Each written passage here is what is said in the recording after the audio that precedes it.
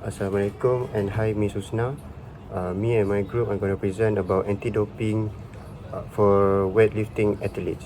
So before I start, I'm gonna introduce myself. My name is Muhammad Hanan bin Osham, and I'm gonna start with introduction. The introduction is anti-doping in weightlifting sports have been included in the contract law that entails a sophisticated system for policing contract in these sports.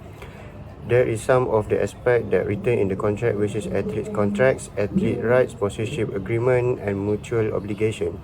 The anti-doping agency play a role as enforcing and monitoring compliance with anti-doping measures, which is World Anti-Doping Agency (WADA) and International Weightlifting Federation (IWF). Hi and Assalamualaikum. My name is Laila Mazni binti Sainan and my metric number is 2022 847454. So here I would like to explain about doping in weightlifting.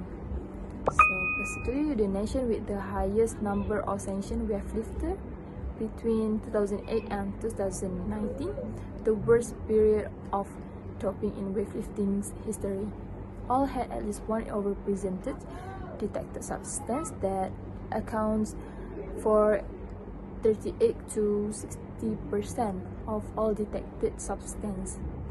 Next is improvements in the detection window for exogenous anabolic androgenic steroids resulted in samples from the 2008 and 2012 Olympic Games being reanalyzed, and 61 weightlifters produced retrospective anti-doping rule violation with the highest number of medalists, which is 34 across all sports.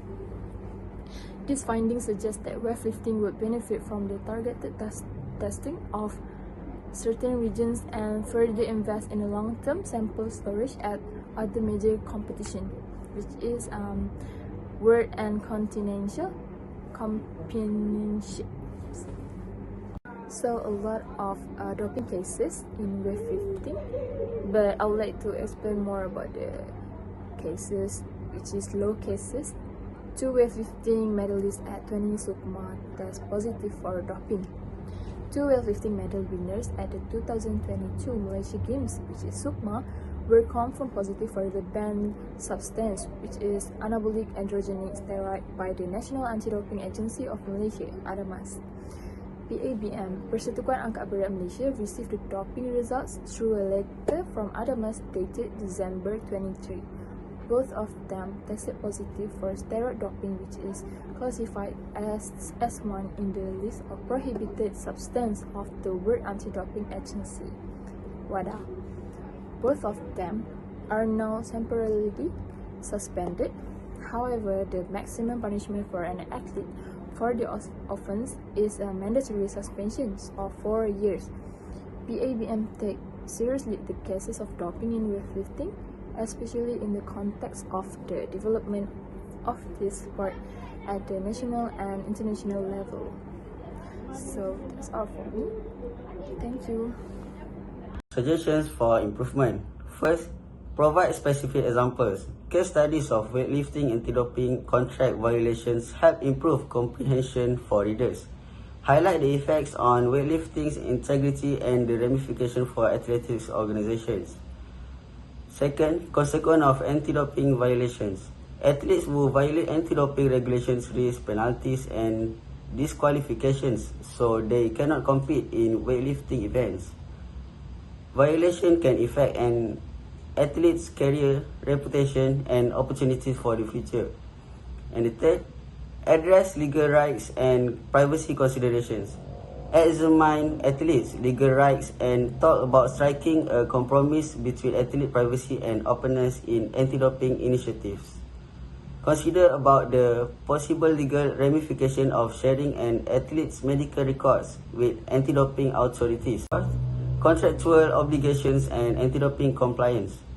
Athletes must comply with anti-doping regulations in IWF sanctioned competition as their contractual obligations. Contract of weightlifters emphasize legal responsibilities to uphold a clean and drug-free sport.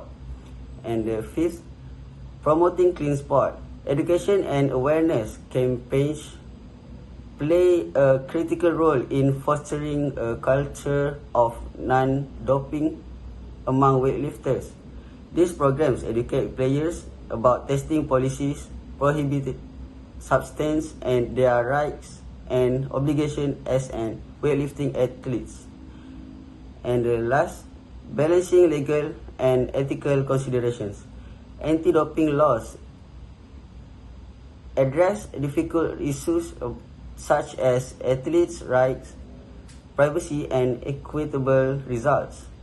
Maintaining fair competition and protecting athletes' rights require striking a balance between legal and ethical considerations.